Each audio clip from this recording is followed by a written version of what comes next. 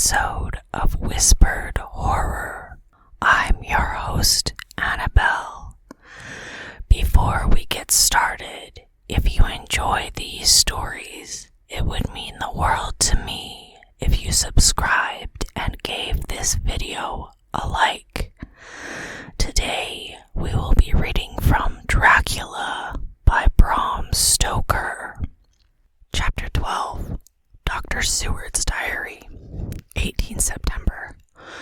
I drove at once to Hillingham and arrived early, keeping my cab at the gate. I went up the avenue alone. I knocked gently and rang as quietly as possible, for I feared to disturb Lucy or her mother, and hoped to only bring a servant to the door. After a while, finding no response, I knocked and rang again. Still no answer. I cursed the laziness of the servants that they should lie abed at such an hour, for it was now 10 o'clock, and so rang and knocked again, but more impatiently, but still without response. Hitherto I had blamed only the servants, but now a terrible fear began to assail me. Was this desolation but another link in the chain of doom which seemed drawing tight around us? Was it indeed a house of death to which I had come too late? I know that minutes, even seconds of delay might mean hours of danger to Lucy, if she had again one of those frightful relapses. And I went round the house to try if I could find by chance an entry anywhere. I could find no means of ingress. Every window and door was fastened and locked, and I returned baffled to the porch.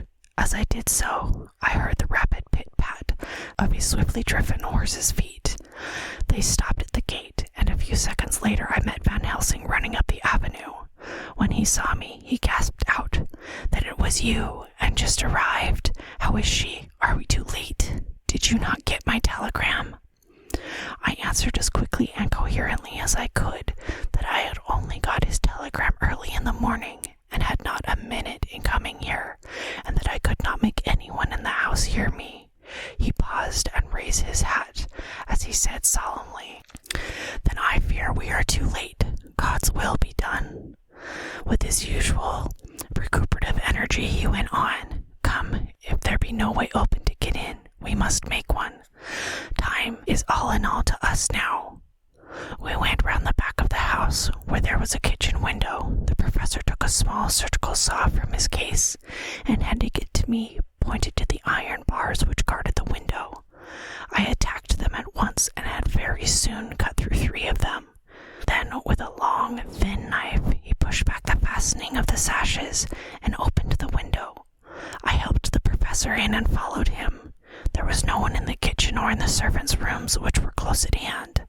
We tried all the rooms as we went along, and in the dining room, dimly lit by rays of light through the shutters, found 4 servant women lying on the floor.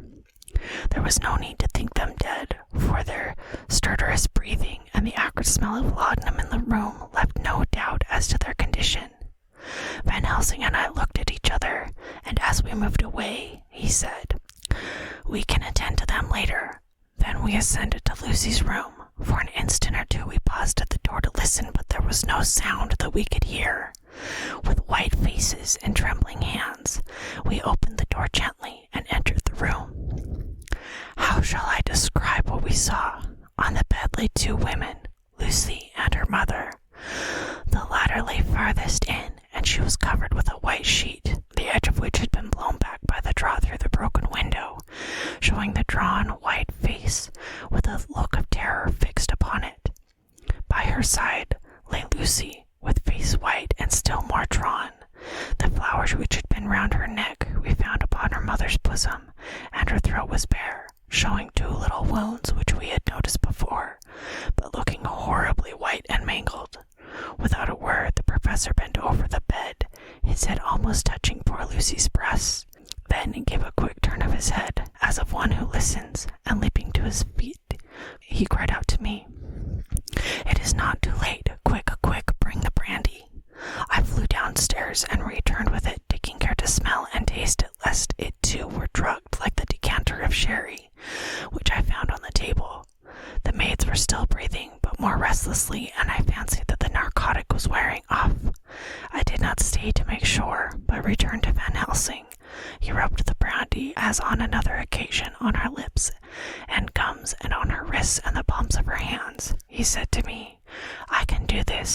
all that can be at the present.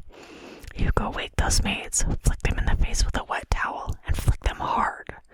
Make them get heat and fire and a warm bath. This poor soul is nearly as cold as that beside her. She will need to be heated before we can do anything more. I went at once and found little difficulty in waking of the 3 women. The 4th was only a young girl, and the drug had evidently affected her more strongly, so I lifted her on the sofa and let her sleep. The others were dazed at first, but as remembrance came back to them, they cried and sobbed in a hysterical manner. I was stern with them, however, and would not let them talk. I told them that one life was bad enough to lose, and if they delayed, they would sacrifice Miss Lucy. So sobbing and crying, they went about their way, half glad as they were, and prepared fire and water. Fortunately, the kitchen and boiler fires were still alive, and there was no lack of hot water. We got a bath and carried Lucy out as she was and placed her in it. Whilst we were busy chafing her limbs, there was a knock at the hall door. One of the maids ran off and hurried on some more clothes and opened it. Then she returned and whispered to us that there was a gentleman who had come with a message from Mr. Holmwood. I bade her simply tell him that he must wait, for we could see no one now. She went away with the message, and engrossed with our work, I clean forgot all about him. I never saw in all my experience the professor work in such deadly earnest. I knew, as he knew, that it was a stand-up fight with death, and in a pause told him so. He answered me in a way that I did not understand, but with the sternest look that his face could wear. If that were all, I would stop here where we are now and let her fade into peace, for I see no light in life over her horizon. He went on with his work, if possible, renewed with more frenzied vigor. Presently we both began to be conscious that the heat was beginning to be of some effect. Lucy's heart beat a trifle more audibly to the stethoscope, and her lungs had a perceptible movement. Van Helsing's face almost beamed as we lifted her from the bath and rolled her in a hot sheet to dry her, and he said to me, "The first gain is ours. Check to the king."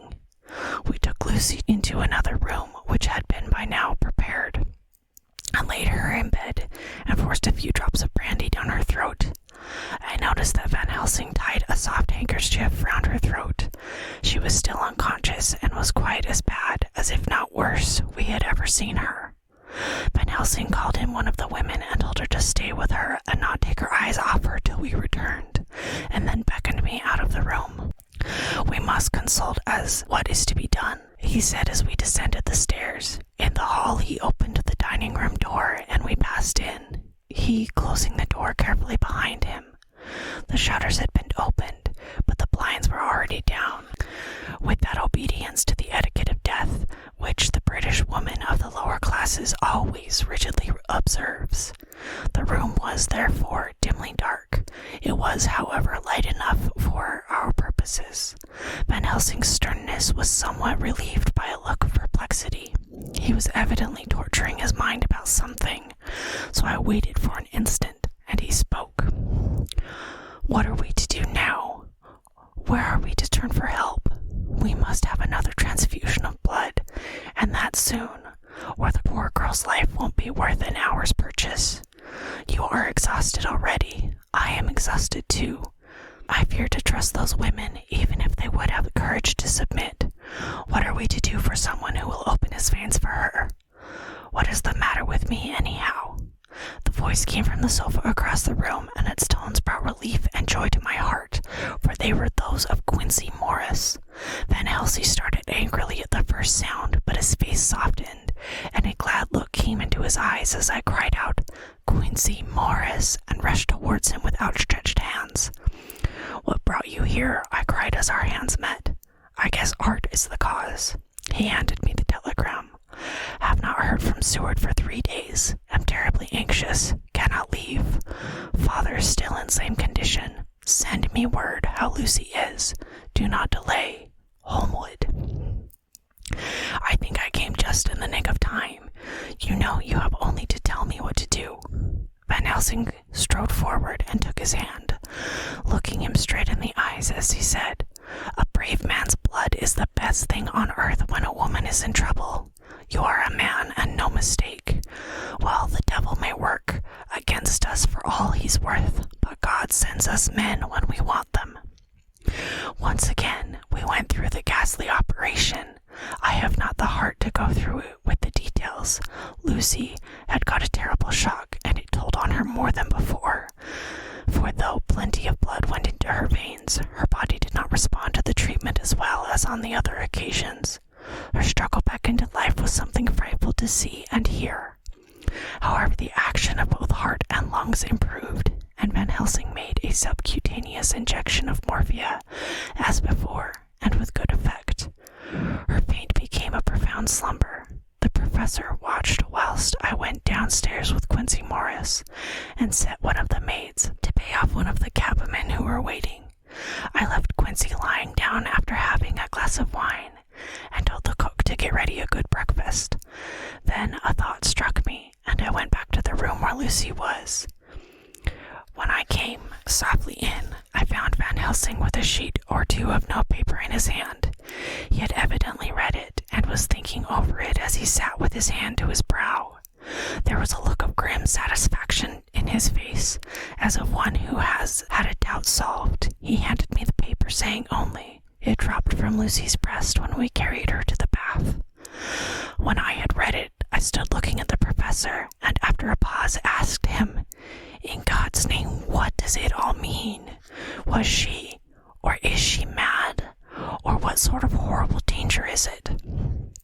I was so bewildered that I did not know what to say any more. Van Helsing put out his hand and took the paper, saying, "Do not trouble about it now. Forget it for the present. You shall know and understand it all in good time, but it will be later. And now, what is it that you came to me to say?"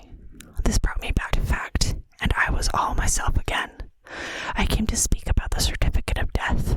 If we do not act properly and wisely, there may be an inquest, and that paper would have to be produced. I am in hopes that we need have no inquest, for if we had, it would surely kill poor Lucy, if nothing else did. I know you, and you know, and the other doctor who attended her knows, that Mrs. Westenra had a disease of the heart, and we can certify that she died of it. Let us fill up the certificate at once, and I shall take it myself to the registrar, and go on to the undertaker." "Good. Oh, my friend John, well thought of. Truly Miss Lucy, if she be sad in the foes that beset her, is at least happy in the friends that love her. 1, 2, 3, all opened their veins for her, besides one old man. Ah, yes, I know, friend John, I am not blind. I love you all the more for it. Now go." In the hall I met Quincy Morris with a telegram for Arthur telling him that Mrs. Westenra was dead, that Lucy also had been ill, but was now going on better, and that Van Helsing and I were with her. I told him where I was going, and he hurried me out, but as I was going said, "When you come back, Jack, may I have 2 words with you, all to ourselves?" I nodded in reply and went out. I found no difficulty about the registration, and arranged with the local undertaker to come up in the evening to measure for the coffin and to make arrangements. When I got back, Quincy was waiting for me. I told him I would see him as soon as I knew about Lucy, and went up to her room. She was still sleeping, and the professor seemingly had not moved from his seat at her side. From putting his finger to his lips, I gathered that he expected her to wake before long, and was afraid of forestalling nature. So I went down to Quincy and took him into the breakfast room where the blinds were not drawn down, which was a little more cheerful, or rather less cheerless than the other rooms. When we were alone, he said to me, "Jack Seward, I don't want to shove myself anywhere I've no right to be, but this is no ordinary case. You know I loved that girl and wanted to marry her, but although that's all past and gone, I can't help feeling anxious about her all the same. What is it that's wrong with her? The Dutchman, a fine old fellow he is, I can see that, said, the time you 2 came into the room, that you must have another transfusion of blood, and that both you and he were exhausted. Now I know well that you medical men speak in camera, and that a man must not expect to know what they consult about in private, but this is no common matter, and whatever it is, I have done my part. Is that not so?" "That so?" I said, and he went on. "I take it that both you and Van Helsing had done already what I did today. Is that not so?" "That's so." "And I guess Art was in it too. When I saw him 4 days ago down at his own place, he looked queer. I have not seen anything pulled down so quick since I was on the pampas and had a mare that I was fond of go to grass all in a night. One of those big bats they call vampires had got at her in the night, and what with his gorge and the vein left open, there wasn't enough blood in her to let her stand up, and I had to put a bullet through her as she lay. Jack, if you may tell me without betraying confidence, Arthur was the first, is that not so?" As he spoke, the poor fellow looked terribly anxious. He was in a torture of suspense regarding the woman he loved, and his utter ignorance of the terrible mystery which seemed to surround her intensified his pain. His very heart was bleeding, and it took all the manhood of him, and there was a royal lot of it too, to keep him from breaking down. I paused before answering, for I felt that I must not betray anything which the professor wished kept secret, but already he knew so much, and guessed so much, that there could be no reason for not answering, so I answered, in the same phrase, "That's so." "And how long has this been going on?" "About 10 days. 10 days! Then I guessed Jack's sword that poor pretty creature that we all love had put into her veins within that time the blood of 4 strong men. Man alive, her whole body wouldn't hold it." Then coming close to me, he spoke in a fierce half-whisper, "What took it out?" I shook my head. "That," I said, "is the crux. Van Helsing is simply frantic about it, and I am at my wit's end. I can't even hazard a guess. There has been a series of little circumstances which have thrown out all our calculations as to Lucy being properly watched, but these shall not occur again. Here we stay until all be well or ill." Quincy held out his hand. "Count me in," he said. "You and the Dutchman will tell me what to do, and I'll do it." When she awoke late in the afternoon, Lucy's first movement was to feel in her breast, and to my surprise produced the paper which Van Helsing had given to me to read. The careful professor had replaced it where it had come from, lest on waking she should be alarmed. Her eyes then lit on Van Helsing and on me too, and gladdened. Then she looked around the room, and seeing where she was, shuddered. She gave a loud cry, and put her poor thin hands before her pale face. We both understood what was meant, that she had realized to the full her mother's death. So we tried what we could to comfort her. Doubtless sympathy eased her somewhat, but she was very low in thought and spirit, and wept silently and weakly for a long time. And we told her that either or both of us would now remain with her all the time, and that seemed to comfort her. Towards dusk she fell into a doze. Here a very odd thing occurred. While still asleep, she took the paper from her breast and tore it in two. Van Helsing stepped over and took the pieces from her. All the same, however, she went on with the action of tearing, as though the material were still in her hands. Finally she lifted her hands and opened them as though scattering the fragments. Van Helsing seemed surprised, and his brows gathered as if in thought, but he said nothing. 19 September. All last night she slept fitfully, being always afraid to sleep, and something weaker when she awoke from it. The professor and I took in turns to watch, and we never left her for a moment unattended. Quincy Morris said nothing about his inattention, but I knew that all night long he patrolled round and round the house. When the day came, its searching light showed the ravages in poor Lucy's strength. She was hardly able to turn her head, and the little nourishment which she could take seemed to do her no good. At times she slept, and both Van Helsing and I noticed the difference in her between sleeping and waking. Whilst asleep, she looked stronger, although more haggard, and her breathing was softer. Her open mouth showed the pale gums drawn back from the teeth, which looked positively longer and sharper than usual.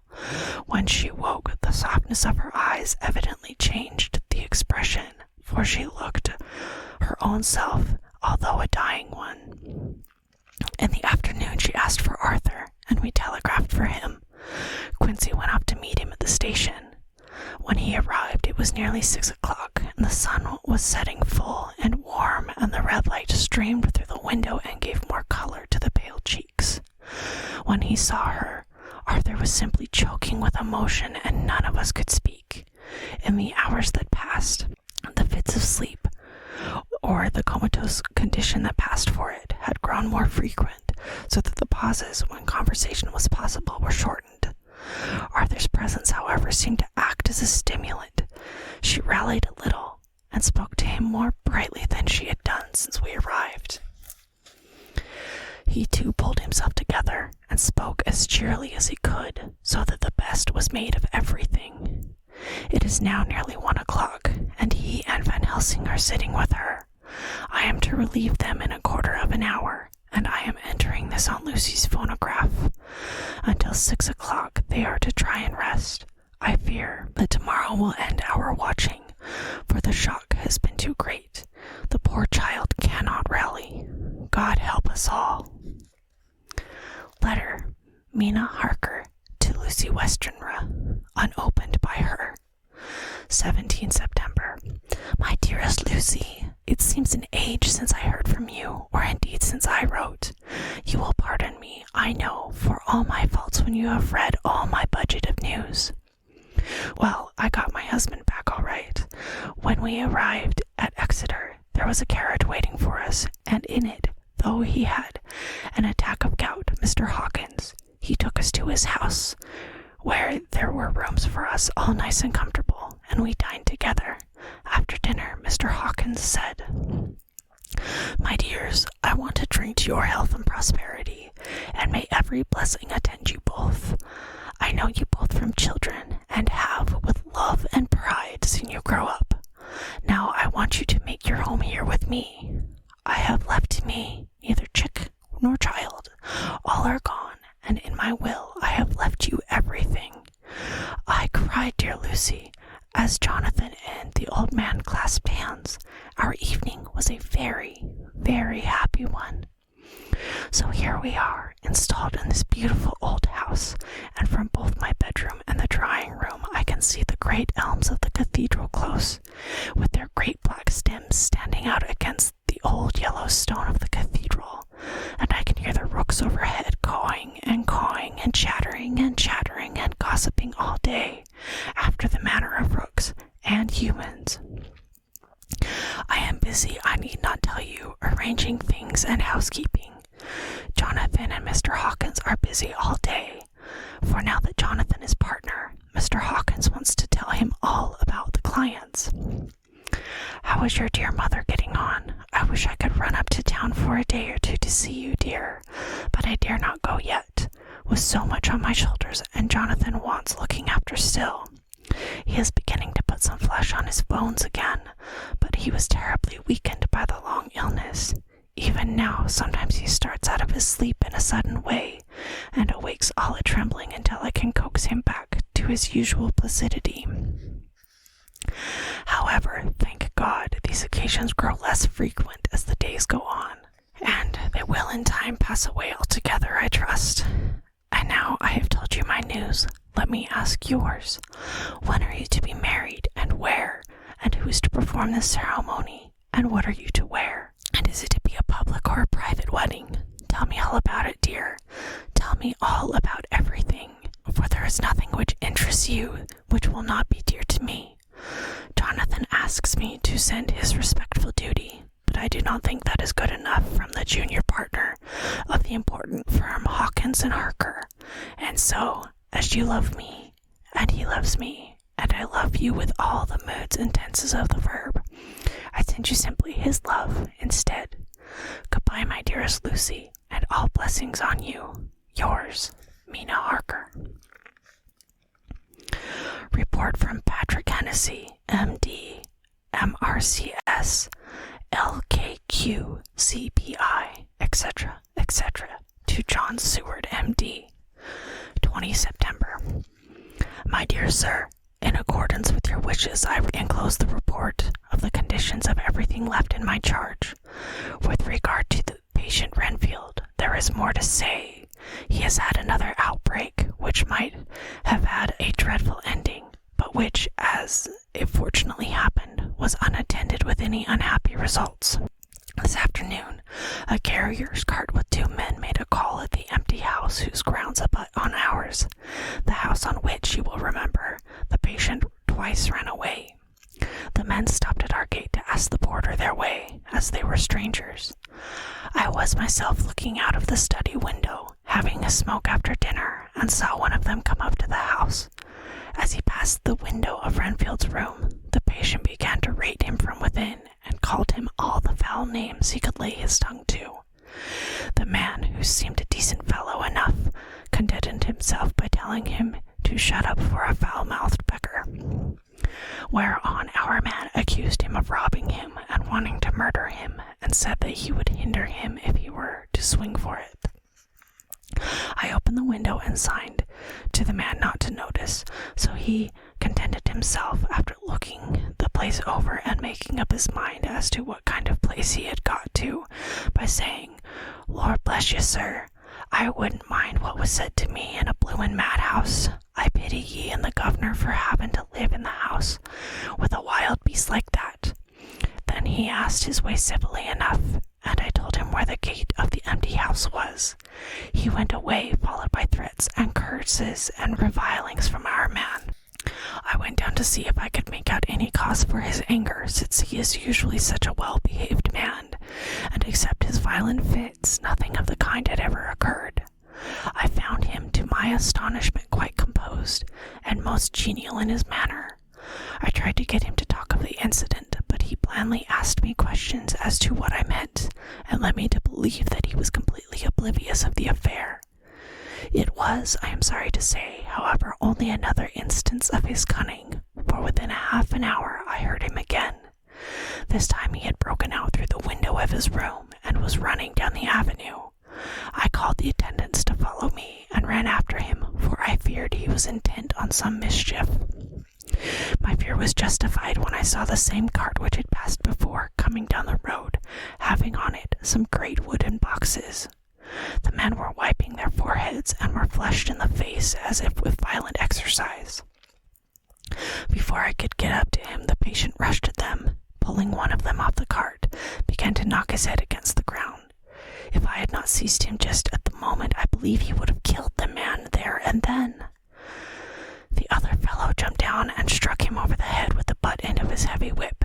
It was a horrible blow, but he did not seem to mind it, but seized him also, and struggled with the 3 of us, pulling to and fro as if we were kittens. You know I am not a lightweight, and the others were both burly men.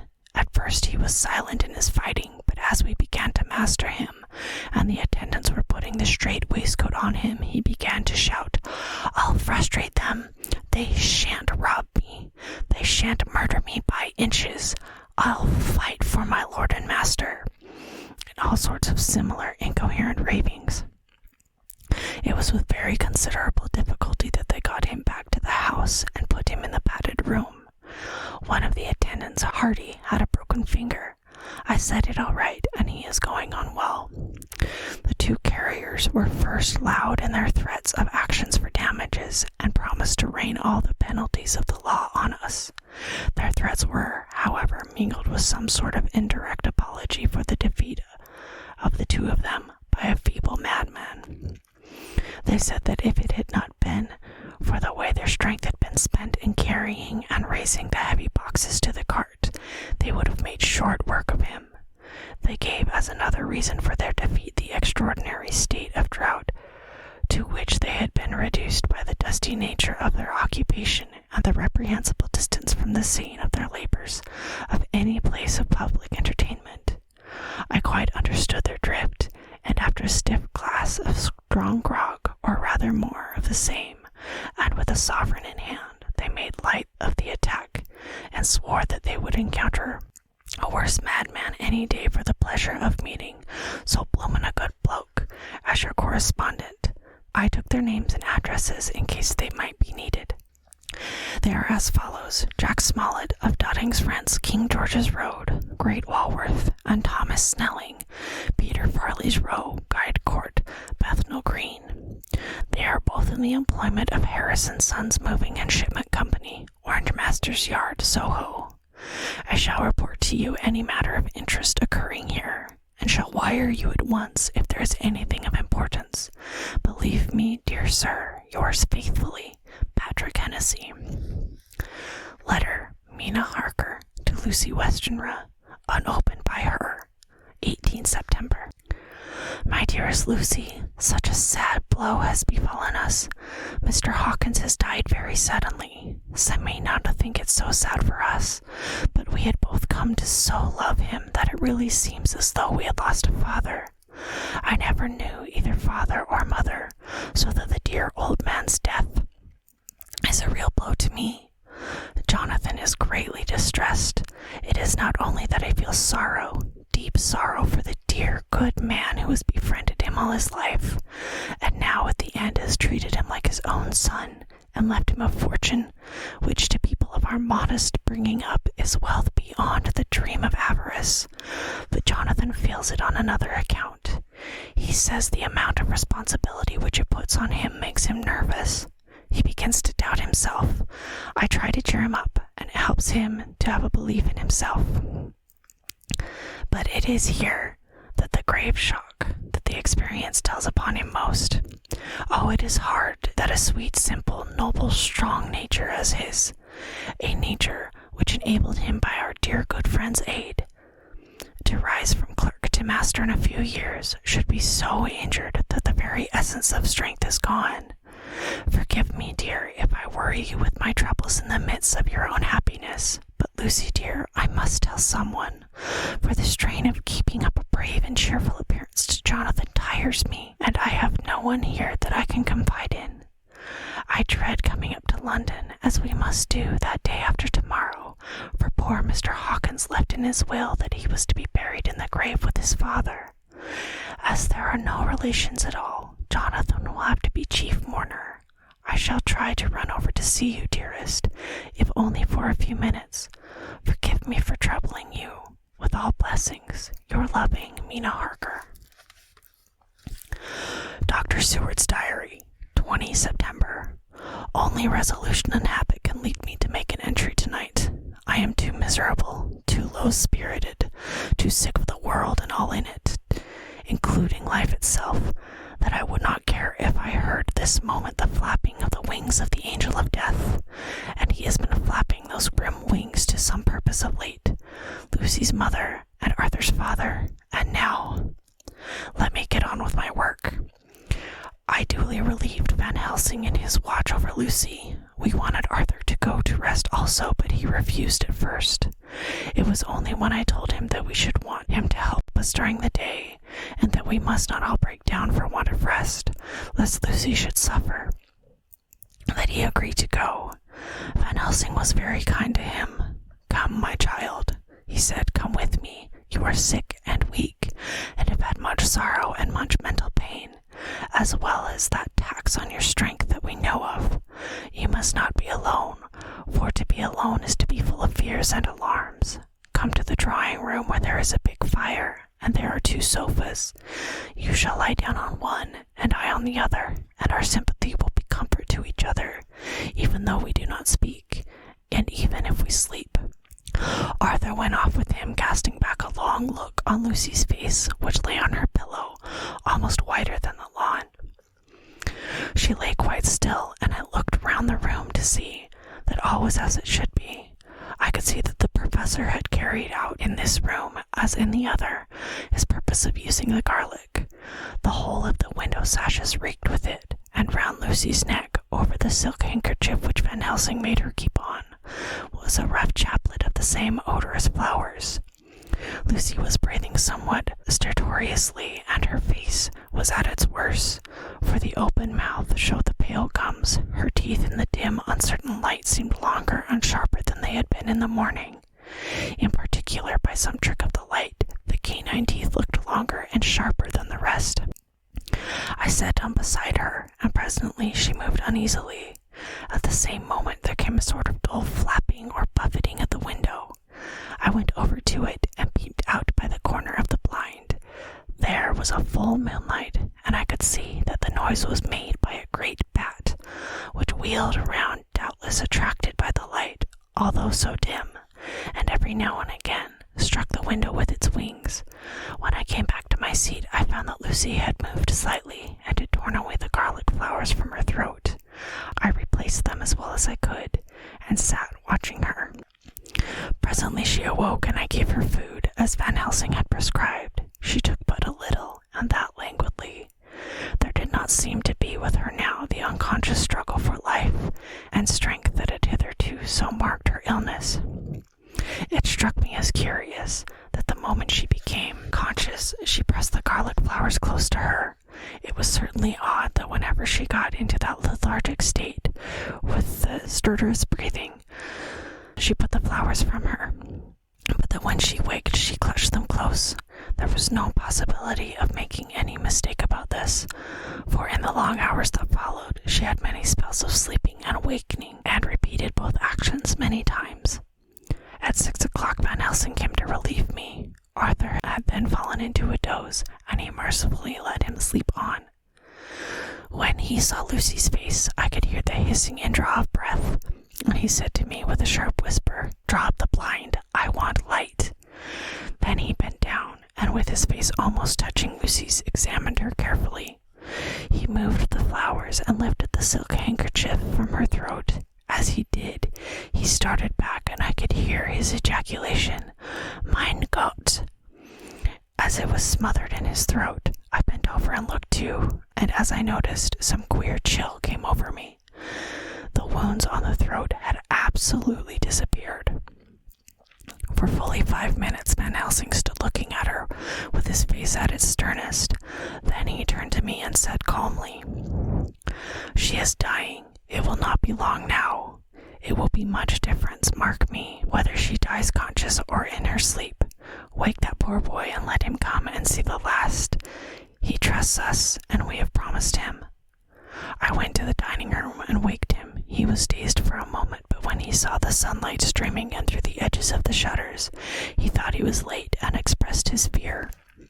I assured him that Lucy was still asleep, but told him as gently as I could that both Van Helsing and I feared that the end was near.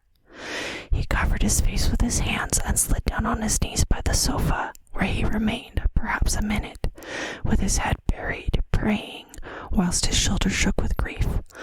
I took him by the hand and raised him up.